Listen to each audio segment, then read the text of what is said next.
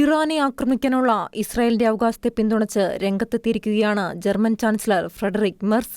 ഇറാനെതിരായ Israel ആക്രമണത്തെക്കുറിച്ച് Israel പ്രധാനമന്ത്രി Benjamin Netanyahu phone കോളിലൂടെ തന്നെ അറിയിച്ചതായും മെർസ് പ്രസ്താവനയിൽ പറഞ്ഞു.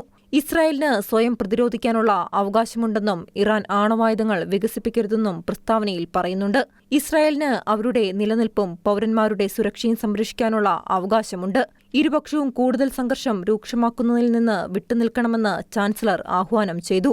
ഇസ്രായേലിനെ വിമർശിക്കാൻ മെർസ് തയ്യാറായില്ല എന്നതും എടുത്തു പറയേണ്ടതാണ്. ഇറാന്റെ നൂതന ആണവായുധ പദ്ധതിയെക്കുറിച്ചുള്ള ജർമ്മനിയുടെ ദീർഘകാല ആശങ്കയും അദ്ദേഹം ഊന്നിപ്പറഞ്ഞു. ഇന്നലെ ജർമ്മനിയും ഫ്രാൻസും യുകെയും ചേർന്ന് അവതരിപ്പിച്ച പ്രമേയത്തിൽ ആണവശേഷിയുള്ള വസ്തുക്കൾ സമ്പുഷ്ടമാക്കുന്നതിനുള്ള തങ്ങളുടെ പ്രവർത്തനങ്ങൾ വെളിപ്പെടുത്തുന്നതിൽ ഇറാൻ തുടർന്നും പരാജയപ്പെടുന്നുണ്ടെന്ന് അന്താരാഷ്ട്ര ആണവോർജ്ജ ഏജൻസി ആവർത്തിച്ചിരുന്നു. തുടർന്ന് ഇറാൻ യുറേനിയം സമ്പുഷ്ടീകരണം കൂടുതൽ ത്വരിതപ്പെടുത്തുമെന്ന് ഭീഷണിപ്പെടുത്തി.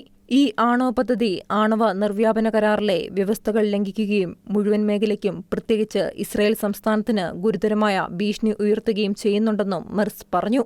ഇസ്രായേൽ, ഇറാൻ എന്നിവിടങ്ങളിലെ ജർമ്മൻ പൗരന്മാരെ സംരക്ഷിക്കുന്നതിനും ജൂത ഇസ്രായേലി സൗകര്യങ്ങളുടെ സംരക്ഷണം വർദ്ധിപ്പിക്കുന്നതിനും ആവശ്യമായ എല്ലാ മുൻകരുതലുകളും സ്വീകരിക്കാൻ ഒരു സുരക്ഷാ ക്യാബിനറ്റ് യോഗം വിളിച്ചു ചേർത്തതായും മെർസ് പ്രസ്താവനയിൽ പറഞ്ഞു.